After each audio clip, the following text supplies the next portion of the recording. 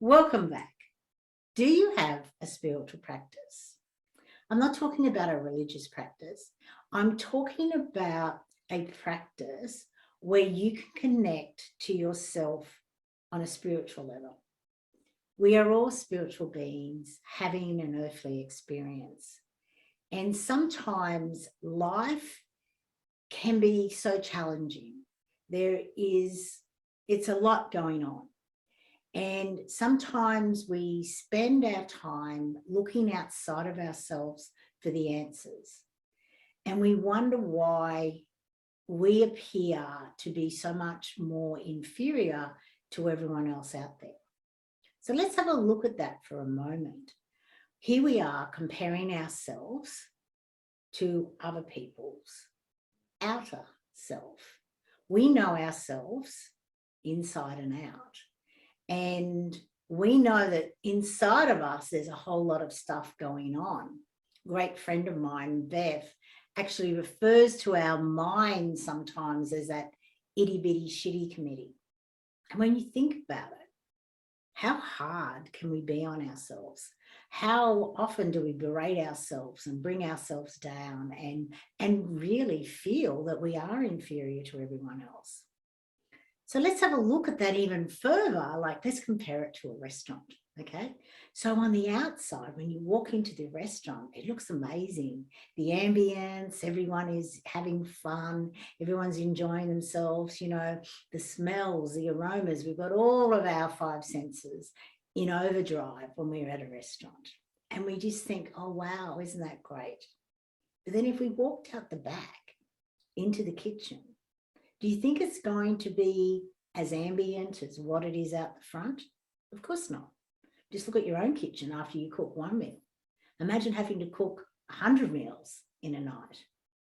And that's what they do. So there's going to be pots and pans, and there's going to be mess everywhere, and food here and there and whatnot. There's going to be people running over each other and getting in each other's roads. And of course, it all comes together and beautifully it comes together. I always wonder, how do they make sure that all the meals come together at the same time? But of course, it's their profession. So when we compare ourselves, our inner and our outer, to someone else's outer, of course, we're never going to measure up.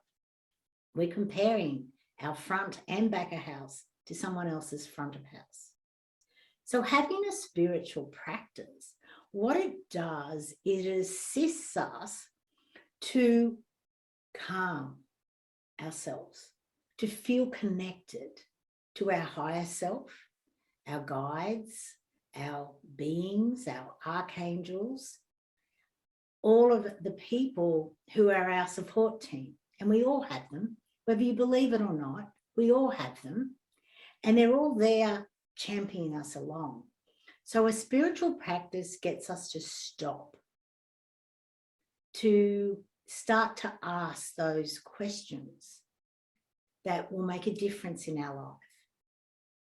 I'm a great believer that the quality of your life will always come back to the quality of the questions you are asking yourself. And through us quietening ourselves, through connecting our mind, our heart, our soul, our body, that's where we will find the most ideal questions questions and answers, to be quite honest, for us, so that we know the best pathway forward. And that's why I've dedicated this whole week to you finding the most ideal spiritual practice for yourself. Because what works for me may not work for you, may not resonate with you. And as you go through these different suggested spiritual practice, know that you don't have to do the same one every day. You can have multiple different ones, but do something each day. It may take you 10 minutes, 20 minutes, but dedicate the time to be able to do it. And if you say you don't have any spare time, well, you do. Get up half an hour earlier.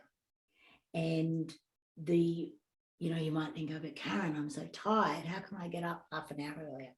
Well, I'm here to tell you that when you have a daily spiritual practice, you will be energized. You won't be so tired. You will start to really become that person who you want to be. You will be energized all of the time because you have taken the time to connect to you, to connect to your inner knowing, your wisdom, and that's what guides you forward. So enjoy this week.